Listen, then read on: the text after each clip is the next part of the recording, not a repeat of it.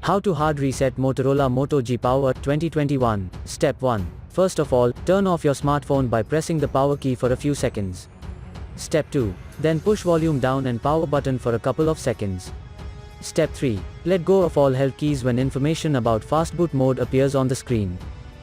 For further detailed guide, please check the link in the description. There you will find further steps on how to hard reset your smartphone. For further detailed guide, please check the link in the description. There you will find further steps on how to hard reset your smartphone. For further detailed guide, please check the link in the description. There you will find further steps on how to hard reset your smartphone.